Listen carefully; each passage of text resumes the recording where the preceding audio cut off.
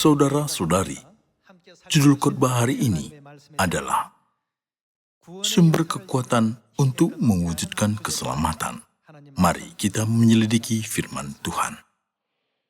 Hari ini, mari kita pikirkan dari siapakah keluar sumber kekuatan untuk mewujudkan keselamatan dan siapakah sumber kekuatan itu. Seorang pemungut cukai pernah berdoa dengan berkata, "Ya Allah, kasihanilah aku orang berdosa ini."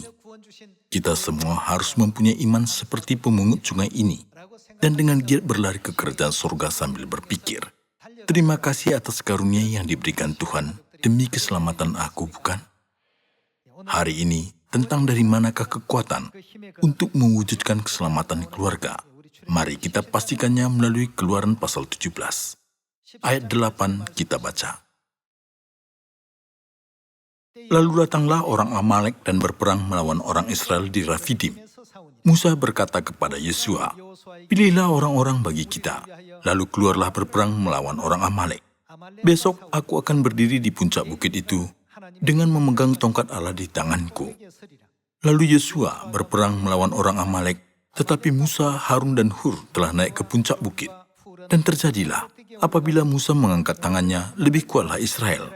Tetapi apabila ia menurunkan tangannya, lebih kuatlah Amalek. Maka penatlah tangan Musa, sebab itu mereka mengambil sebuah batu, diletakkannya lah di bawahnya, supaya ia duduk di atasnya. Harun dan Hur menopang kedua belah tangannya, seorang di sisi yang satu, seorang di sisi yang lain, sehingga tangannya tidak bergerak sampai matahari terbenam. Demikianlah Yosua mengalahkan Amalek dan rakyatnya dengan mata pedang. Dalam perjalanan Israel di padang gurun selama 40 tahun, suatu keajaiban terjadi dalam perang antara Israel dan Amalek. Musa menempatkan Yosua di paling depan untuk berperang dengan Amalek. Tentara Israel mengikuti Yosua. Perangnya sangat sengit. Amalek berperang melawan tentara Israel, dan tentara Israel melawan orang Amalek. Dalam peperangan itu, ada kalanya mundur, dan ada kalanya menang. Dan situasi ini terus berulang. Walaupun seorang Israel menganjurkan strategi yang sangat baik, tentara Israel tetap kalah. Apa alasannya? Itu dikarenakan tangan Musa yang ada di atas gunung itu sedang apa? Tangannya sedang turun. Terlepas dari teknik perang, strategi, dan prajurit, tentara Israel harus mundur ketika Musa menurunkan tangannya. Namun pihak Israel mulai meraih kemenangan lagi. Kenapa? Musa di atas gunung sedang mengangkat tangannya. Bila tangan Musa diangkat, Israel lebih kuat. Bila tangannya diturunkan, Israel menjadi lemah. Lalu, mari kita pikirkan hubungan antara kita dan Tuhan sekarang. Ada seorang pemimpin yang sangat pintar, hebat, dan cerdas yang ada di atas bumi ini. Namun, jika Tuhan tidak membantunya sedikit pun, apakah keselamatan bisa dicapai? Tidak mungkin. Israel telah menang ketika Tuhan berusaha dan membiarkan Musa tetap mengangkat tangannya. Dalam perkara itu tidak ada kemampuan Musa, Yosua, dan tentara Israel sama sekali. Israel menang atau kalah hanya tergantung pada tangan Musa diturunkan atau diangkatnya. Apakah pekerjaan keselamatan zaman ini, pekerjaan penginjilan di seluruh dunia, semua ini bisa dilaksanakan hanya dengan usaha manusia dan kehendak manusia untuk menginjil ke seluruh dunia tanpa bantuan Tuhan. Itu sama sekali tidak bisa dilaksanakan. Kalau begitu, pada zaman ini, bantuan dan dukungan siapakah yang paling kita butuhkan? Sama seperti Yosua dan tentara Israel.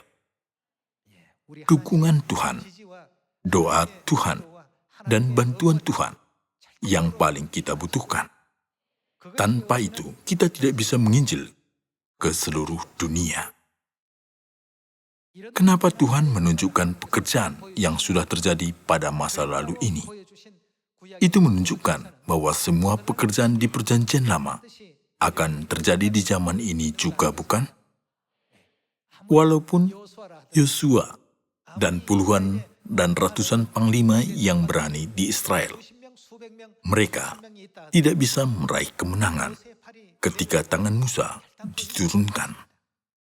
Sama seperti ini, kita harus mengingat dari manakah sumber kekuatan keluar untuk melakukan pekerjaan Injil terakhir pada tahun ini juga. Mari kita baca Keluaran pasal 14 ayat 10. Ketika Firaun telah dekat, orang Israel menoleh, maka tampaklah orang Mesir bergerak menyusul mereka. Lalu sangat ketakutanlah orang Israel dan mereka berseru-seru kepada Tuhan. Dan mereka berkata kepada Musa, "Apakah karena tidak ada kuburan di Mesir, maka engkau membawa kami untuk mati di padang gurun ini? Apakah yang kau perbuat ini terhadap kami dengan membawa kami keluar dari Mesir? Bukankah ini telah kami katakan kepadamu di Mesir?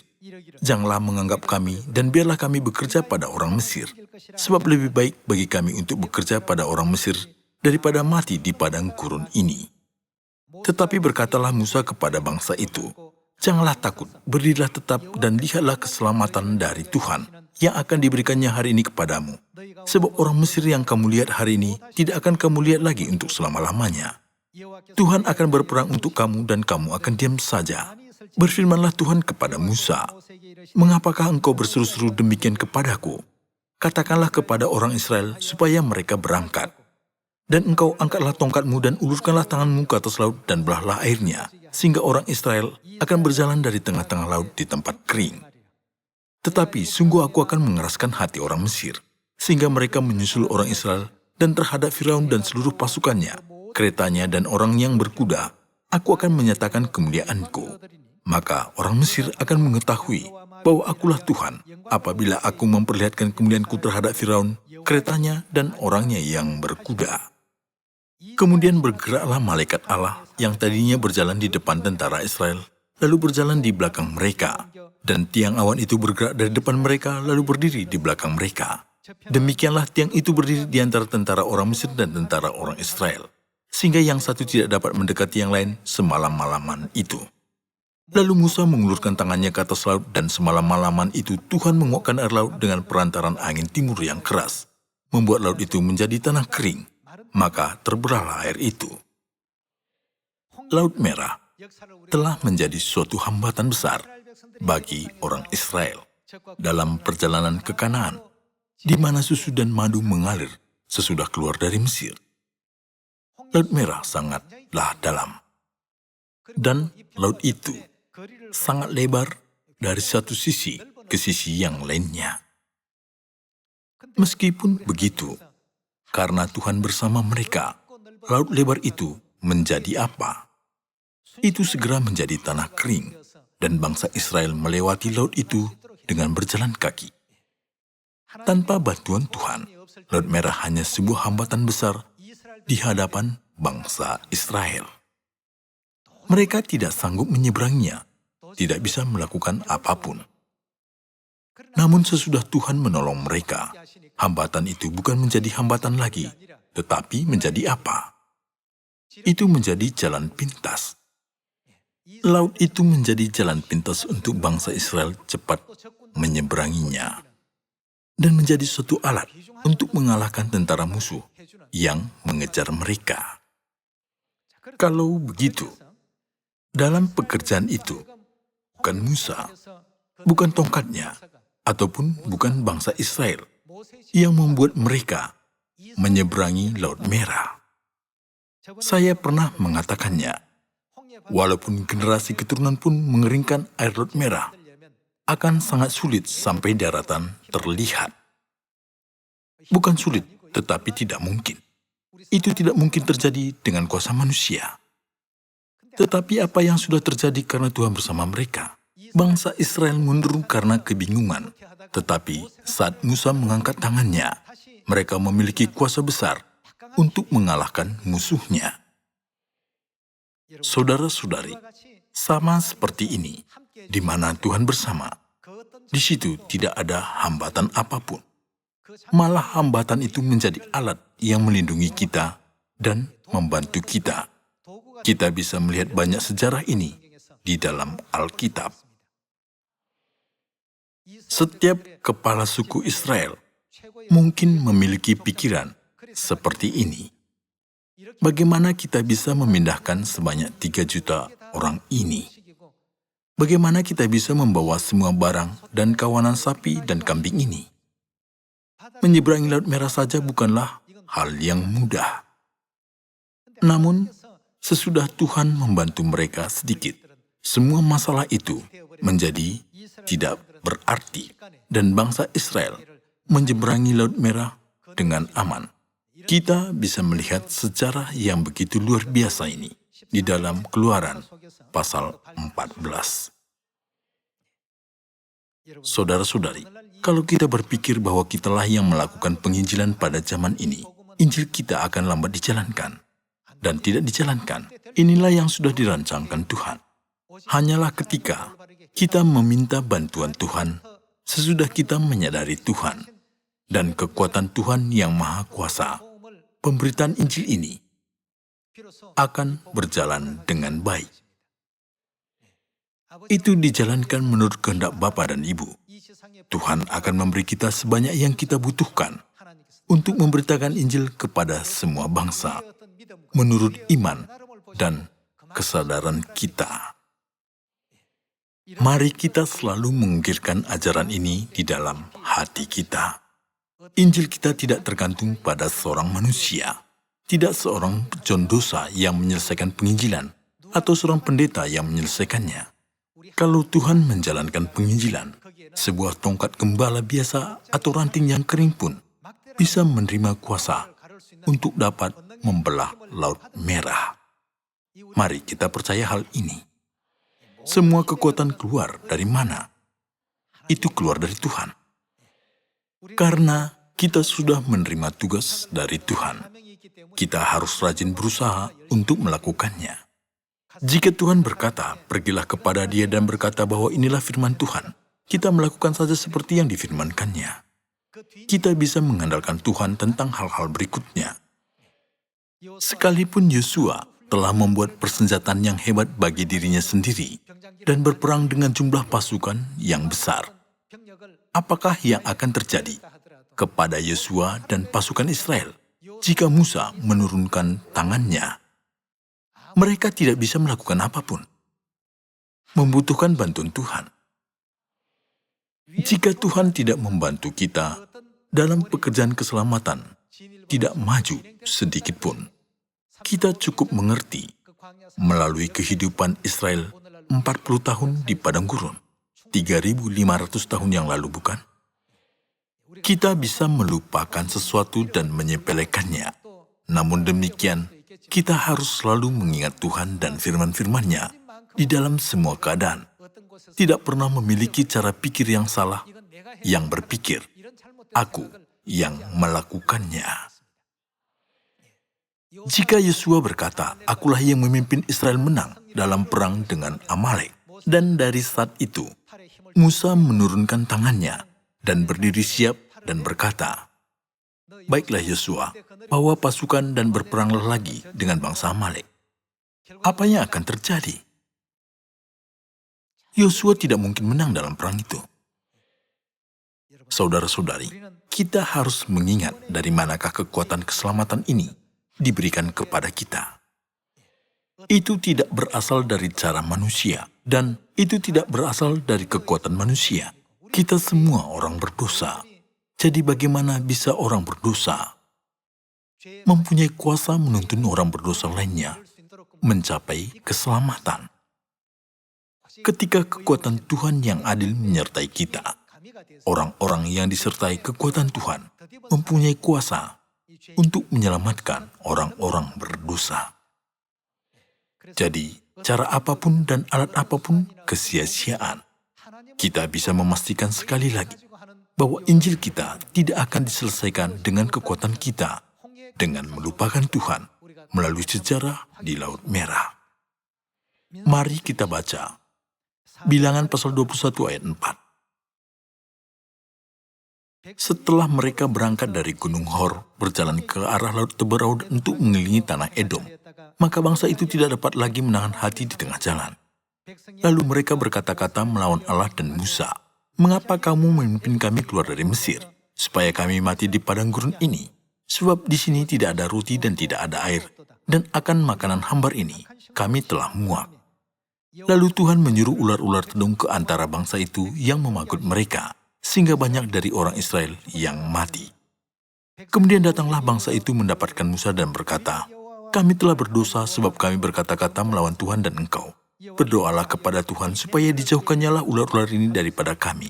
Lalu Musa berdoa untuk bangsa itu.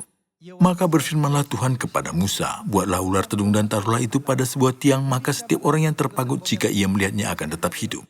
Lalu Musa membuat ular tembaga dan menaruhnya pada sebuah tiang. Maka jika seseorang dipagut ular dan ia memandang kepada ular tembaga itu, tetaplah ia hidup. Banyak hal yang penting di dalam peristiwa ular tembaga ini. Bangsa itu sudah hidup setelah memandang pada ular tembaga itu. Tetapi bodohnya, mereka menyembah ular tembaga itu selama lebih dari 800 tahun, hampir 1000 tahun. Sampai kepada zaman Raja Hizkia. Kenapa menyembahnya? Berpikir ular itu sudah menyelamatkannya. Saudara-saudari, manusia bisa jatuh ke dalam kesalahan seperti ini. Mereka mulai jatuh ke dalam kesalahan karena melupakan Tuhan dan mengikuti apa yang terlihat. Mereka sudah membuat berhala yang tidak disukai Tuhan dan menyembah berhala yang tidak disukai Tuhan. Seperti yang sudah kita ketahui, apakah ular tembaga itu yang menyembuhkan bangsa Israel yang telah dipagut ular tedung dengan suatu kuasa ajaib? Tidak. Dari manakah kuasa itu keluar? Bukan dari ular tembaga itu sendiri, tetapi dari firman Tuhan yang berkata, "Jika kamu melihat ular tembaga, akan tetap hidup." Semua orang yang taat pada firman itu dan melihat ular itu bisa hidup melalui iman mereka, bukan? Siapakah yang selalu ada di balik pekerjaan keselamatan? Tuhan. Pasukan Yosua yang sudah menang dalam perang dengan Amalek. Musa telah membelah Laut Merah dengan tongkatnya dan peristiwa ular tembaga. Melalui ketiga pekerjaan itu, kita bisa menemukan kekuatan Tuhan yang selalu bekerja di balik pekerjaan bangsa Israel, bukan? Kalau begitu, kita harus selalu mengandalkan siapa untuk keselamatan kita sekarang? Jika kita mengandalkan seorang manusia atau mengharapkan keadaan tertentu dan syarat tertentu, kita akan menjadi bangsa Israel yang sudah mengakhiri perjalanan di padang gurun hanya dengan bersungut-sungut. Selama kita bekerja untuk Injil, kita menghadapi banyak kekurangan dan juga berbagai rintangan. Tetapi siapakah yang ada bagi kita yang sudah berkata, "Aku akan menyertai kamu senantiasa sampai kepada akhir zaman"? Tuhan yang berkuasa untuk mengubah segala hal, bahkan rintangan pun menjadi alat pembantu kita, sedang menolong kita. Semua kekuatan keselamatan berasal dari Tuhan dan keluar ketika Tuhan mengangkat tangannya. Kita harus mengukirkan kesadaran ini di dalam hati kita, memanjatkan kemuliaan dan bersyukur kepada Tuhan, bukan? Tuhan sudah memperingatkan kita hal ini melalui ajaran di Ulangan pasal 8. Ayat 11 kita baca. "Hati-hatilah, supaya jangan engkau melupakan Tuhan Allahmu dengan tidak berpegang pada perintah peraturan dan ketetapannya yang kusampaikan kepadamu pada hari ini. Dikatakan bahwa kita tidak boleh melupakan Tuhan. Apa yang paling penting dalam pelajaran dari padang gurun adalah kita tidak boleh melupakan Tuhan. Ketika ada rintangan berkata, Tuhan, tolong selesaikan masalah ini. Kelihatannya, mereka melakukan segalanya untuk Tuhan pada saat itu. Tetapi batinnya berubah sesudah masalahnya selesai. Maka sebelum kata ucapan syukur berakhir, mereka mulai bersungut-sungut lagi tentang hal lainnya. Saudara-saudari, kita tidak boleh melupakan Tuhan. Kenapa kita datang ke bumi ini dan memakai tubuh manusia ini? Untuk apakah kita datang? Dan untuk apakah tinggal di bumi ini? Kemanakah kita akan pergi? Bagaimanakah masa depan hidup kita? Kita bisa mendapat jawabannya ketika kita mengingat Tuhan, bukan?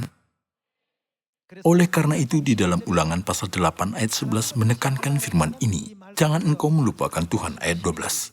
Dan supaya apabila engkau sudah makan dan kenyang, mendirikan rumah-rumah yang baik serta mendiaminya, dan apabila lembu sapimu dan kambing dombamu bertambah banyak, dan emas serta perakmu bertambah banyak, dan segala yang ada padamu bertambah banyak. Maksudnya, ketika segalanya baik-baik. Ayat 14. Jangan engkau tinggi hati, sehingga engkau melupakan Tuhan Allahmu. Ketika suatu hal menjadi baik, orang-orang berpikir bahwa hasilnya didatangkan karena rancangan mereka sudah baik dan tindakannya sudah baik. Mereka melupakan Tuhan. Mereka tidak berterima kasih kepada Tuhan. Oleh karena itu, di dalam Ulangan pasal 8 tertulis, hati-hatilah supaya jangan engkau melupakan Tuhan. Bagaimana kehidupan iman kita jika kita melupakan Tuhan? Itu menjadi sia-sia. Mari kita baca Ulangan pasal 8 ayat 12 sekali lagi. Dan supaya apabila engkau sudah makan dan kenyang, mendirikan rumah-rumah yang baik serta mendiaminya. Dan apabila lembu sapimu dan kambing dombamu bertambah banyak, dan emas serta perakmu bertambah banyak, dan segala yang ada padamu bertambah banyak, jangan engkau tinggi hati sehingga engkau melupakan Tuhan Allahmu, yang membawa engkau keluar dari tanah Mesir dari rumah perbudakan, dan yang memimpin engkau melalui padang gurun yang besar dan dahsyat itu, dengan ular-ular yang ganas serta kalajengkingnya dan tanahnya yang gersang, yang tidak ada air. Dia yang membuat air keluar bagimu dari gunung batu yang keras, dan yang di padang gurun memberi engkau makan mana, yang tidak dikenal oleh nenek moyangmu, supaya direndahkannya hatimu. Dan bagaimana? Mereka melupakan Tuhan ketika ditetapkan dalam keadaan ini dan dalam keadaan itu. Mereka terus melupakan Tuhan dalam keadaan baik. Itulah sebabnya, terkadang Tuhan membuat mereka kelaparan. Terkadang mereka berjalan di padang gurun yang kering. Dan terkadang menempatkan mereka dalam keadaan dikejar oleh Firaun Raja Mesir dan tentara Mesir. Kalau Tuhan membelah Laut Merah terlebih dahulu, tidak perlu mereka melarikan diri dengan rasa cemas, bukan? Jika kita melihat satu demi satu di setiap dan segala keadaan, apakah tujuan Tuhan untuk kita?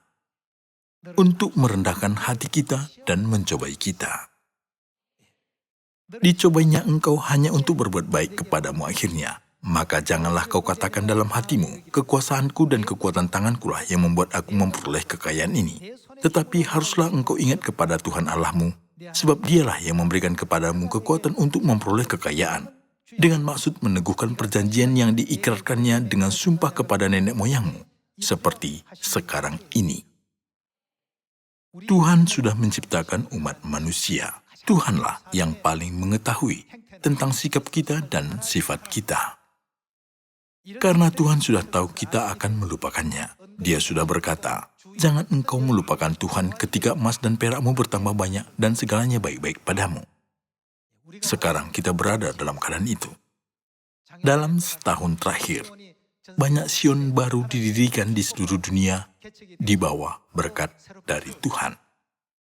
Jangan kita melupakan siapa yang telah memberi hasil ini. Pada tahun ini juga, mari kita bertekad untuk memimpin cepat domba-domba lain ke keselamatan di bawah berkat dan kasih karunia Tuhan. Semua hasil ini didatangkan oleh kekuatanku. Hati Tuhan paling sedih ketika kita berpikiran itu. Sampai saat ini, Tuhan memblokir semua kerugian bagi kita, melindungi kita dari segala masalah, dan membuat jalan keluar di tempat yang kita anggap sebagai penghalang. Namun kita berpikir bahwa dengan kekuatan kita semuanya terjadi. Jika Tuhan tidak membantu kita dengan berkata, lakukanlah dengan kekuatanmu, banyak masalah akan timbul di mana-mana. Tuhan ada di dalam Sion kita. Bukan hanya Tuhan Bapa, tetapi juga Tuhan Ibu. Tuhan Elohim kita melaksanakan penginjilan ini dan memimpin kita. Tuhan menyemangati kita dan memberikan kita tenaga ketika kita lelah dan capek. Maka sekarang kita bisa mengemban tugas pemberitaan Injil ke Samaria dan sampai ke ujung bumi, bukan? Bukan karena kekuatanku, tetapi melalui kekuatan Tuhan. Semua hasil ini datang. Biarlah semua anak-anak Sion mengemban suruhanmu pada tahun ini juga. Mari kita melakukannya dengan berdoa demikian kepada Bapa dan Ibu. Ada firman Tuhan di dalam 1 Korintus pasal 4 tentang mereka yang melaksanakan segalanya dengan kekuatan mereka. Pasal 4 ayat 7 kita baca. Sebab siapakah yang menganggap engkau begitu penting, dan apakah yang engkau punyai yang tidak engkau terima? Dan jika engkau memang menerimanya, mengapakah engkau memegahkan diri seolah-olah engkau tidak menerimanya? Tuhanlah yang memberikan segalanya dan membuat kita bisa melakukannya. Jika kita tidak bisa berbuat apapun, Tuhan membuat jalannya, bahkan membuat rintangan kita menjadi bantuan kita, supaya kita bisa keluar dari segala kesulitan. Itu sudah terjadi di dalam perjalanan di padang gurun. 40 tahun lamanya, bukan? Dengan melihat sejarah itu, kita tetap memiliki batin untuk tidak melupakan Tuhan dalam perjalanan iman kita ini. Kita berpikir bagaimana Injil ini bisa diberitakan sampai ke Alaska, tempat yang sangat dingin. Orang Eskimo menerima kebenaran dan masuk ke Sion. Itu menakjubkan. Injil diberitakan sampai ke sana. Bukankah itu mengagumkan? Sion sudah didirikan di desa pegunungan seperti desa Sertung di Himalaya dan desa yang lebih tinggi dari desa itu. Saya tidak pernah membayangkan Injil ini akan diberitakan sampai ke sana. Saya berpikir akan selesai jika Injil diberitakan kepada beberapa bangsa, karena ditulisnya di Samaria dan sampai ke ujung bumi. Tetapi Tuhan menuntun kita ke setiap tempat di mana ada anak-anaknya dan membuat kita berbuah di situ. Jadi kita harus bersyukur kepada Tuhan. Segala kekuatan tidak berasal dari kita, tetapi dari Tuhan ketika Dia membuka jalannya. Walaupun Yosua sangat kuat dan sangat pintar merancang strategi, kemenangannya bergantung pada tangan Musa yang diangkat. Jangan melupakan hal ini. Dalam memberitakan Injil di Samaria dan sampai ke ujung bumi, mari kita berkata, Bapa dan Ibu, tolong bantu kami, tolong bersama kami. Tanpa bantuan Bapa dan Ibu, kita tidak bisa mengambil semua air laut merah, bahkan setelah ribuan tahun. Ketika Tuhan mengulurkan tangannya, jalannya terbuka. Rintangan bagi kita sudah menjadi jalan pintas bagi kita. Bapa dan Ibu, tolong bantu aku hari ini juga, tolong bersama aku. Engkau sudah berkata menyertai kami sampai akhir. Jadi sertailah kami sampai hari terakhir dan sampai selama-lamanya, bahkan di surga. Berikan kekuatan kepada kami sambil berdoa dengan sungguh-sungguh.